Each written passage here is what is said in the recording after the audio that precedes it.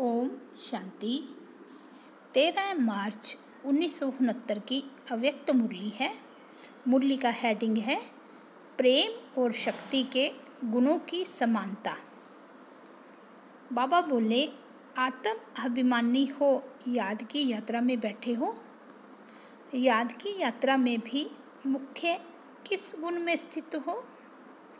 याद की यात्रा में होते हुए भी मुख्य किस गुण स्वरूप हो? इस समय आपका मुख्य गुण कौन सा है? सभी ने अपना अपना विचार सुनाया।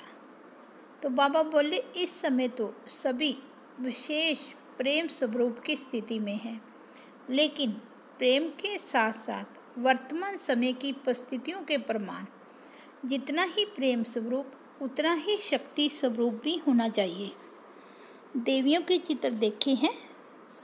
देवियों के चित्र में मुख्य क्या विशेषता होती है? अपने चित्रों को कब ध्यान से देखा नहीं है?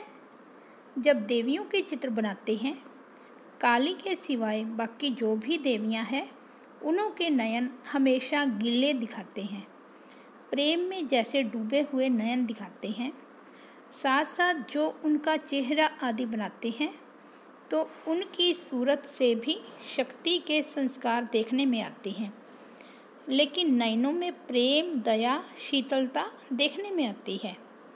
मातापन के प्रेम के संस्कार इन नयनों से दिखाई पड़ते हैं।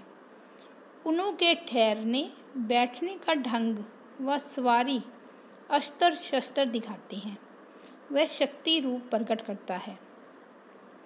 तो ऐसे ही आप शक्तियों में भी दोनों गुण समान होने चाहिए। जितना शक्ति स्वरूप उतना ही प्रेम स्वरूप। अभी तक दोनों नहीं है। कभी प्रेम की लहर में, कभी शक्ति रूप में स्थित रहते हो। दोनों ही साथ और समान रहे। यह है शक्तिपन की अंतिम संपूर्णता की निशानी। अभी बाप दादा को अपने बच्चों के मस्तक में क्या देखने में आता है? अपने मस्तक में देखा है क्या है? प्रारब्ध देखते हो व वर्तमान सौभाग्य का सितारा चमकता हुआ देखते हो व और कुछ? इस पर भी हरेक ने अपना अपना विचार सुनाया।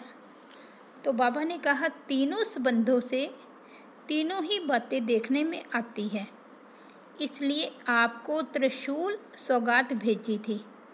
तीनों ही सितारे दिखाई दे रहे हैं, एक तो भविष्य का, दूसरा वर्तमान सौभाग्य का, और तीसरा जो परम धाम में आपकी आत्मा की संपूर्ण अवस्था होनी है, वह आत्मा की संपूर्ण स्थिति का सितारा।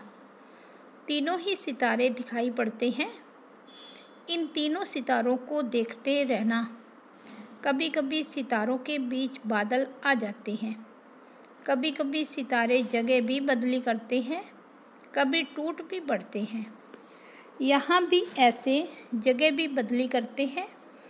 कभी देखो तो बहुत ऊपर, कभी देखो तो बीच में, कभी देखो तो उससे भी नीचे। जगह भी अभी बदली नहीं करनी चाहिए।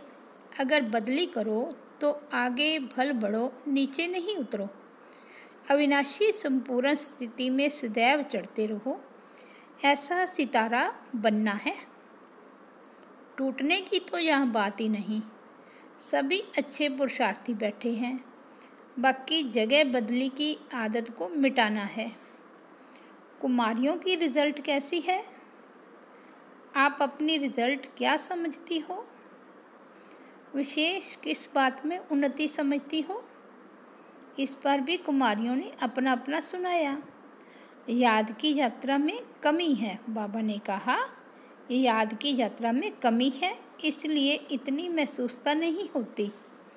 अमृत वेले याद का ऐसा अनुभव नहीं होता है, इसलिए जैसे साकार में यहाँ बाहर खुली हवा में सैर भी कराते थे, लक्ष्य भी देते थे, योग का अनुभव भी कराते थे, इसी रीति जो कुमारियों के निमित्त टीचर है, वह उन्हों को आधा घंटा एकांत में सैर करावे। जैसे शुरू में तुम अलग अलग जाकर बैठते थे, सागर के किनारे, कोई कहाँ जाकर बैठते थे। ऐसी प्रैक्टिस कराओ। छतें तो यहाँ बहुत बड़ी बड़ी हैं। फिर शाम के समय भी 7 से 7:30 तक यह समय विशेष अच्छा होता है। जैसे अमृत वेले का सतोगुनी टाइम होता है, वैसे ये शाम का टाइम भी सतोगुनी है। सैर पर भी इसी टाइम निकलते हैं। उसी समय संगठन में योग कराओ और बीच बीच में अव्यक्त रूप से बोलते रहो। कोई का बुद्धि योग यहाँ वहाँ होगा तो फिर अटेंशन खींचेगा। योग की सब्जेक्ट में बहुत कमी है। भाषण करना, प्रदर्शनी में समझाना, यह तो आजकल के स्कूलों की कुमारियों का ट्रेनिंग दे दो तो बहुत अच्छा समझा लेगी। लेकिन यह तो जीवन में अति इंद्रिय सुख का अनुभव करना है ना। उस समय ऐसे समझो जैसे कि बाप दादा के निमंत्रण पर जा रहे हैं। जैसे बाप दादा सैर करने आते हैं, वैसे बुद्धि योग बल से तुम सैर कर सकते हो। जब याद की यात्रा का अनुभव करेंगे तो अव्यक्त स्थिति का प्रभाव आपके नयनों से, चलन से प्रत्यक्ष देखने में आएगा। फिर उन्हों से माला बनवाएंगे। जैसे शुरू में आप खुद माला बनाती थी ना।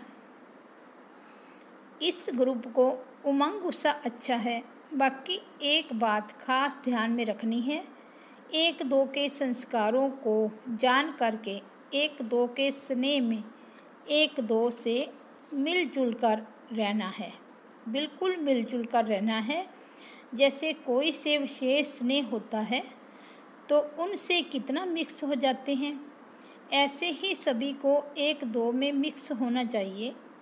जब कुमारियाँ ऐसा शो करके दिखाएगी तब फिर और भी कुमारियाँ सर्विस करने के निमित्त बनेगी, और जो निमित्त बनता है उनको उसका फल भी मिल जाता है। आप शोकेस हो अनेक कुमारियों को उमंग उत्साह और उन्नति में लाने की। जितना ही उमंग से साकार निराकार दोनों ने मिलकर यह प्रोग्राम बनाया है, उतना ही इसका हजूरा दिखाना है।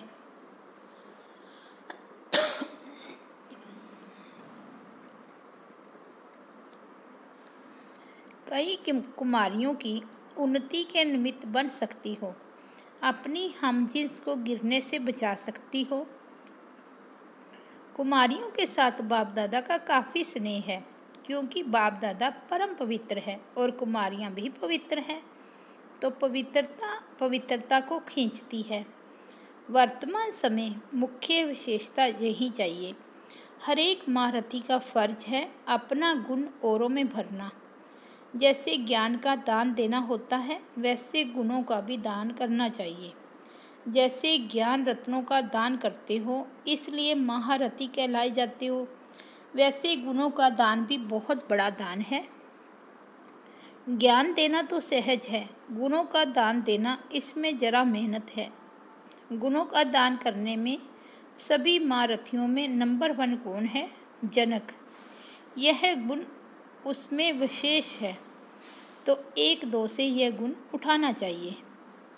आबू म्यूज़ियम की तैयारी के बारे में बाप दादा बोले, दूरदर्शी और विशाल बुद्धिमान म्यूज़ियम तैयार करना है। पहले ही भविष्य को सोच समय को सफल करने का गुण धारण करना है, और टाइम पर तैयार भी करना है।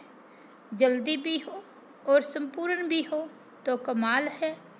अगर कोई भी कमी रही तो उस कमी की तरफ सभी की नज़र जाएगी। ऐसी कमी न हो, सभी के मुख से कमाल है ऐसा निकलना चाहिए।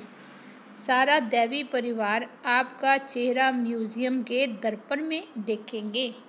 अच्छा, ओम शांति।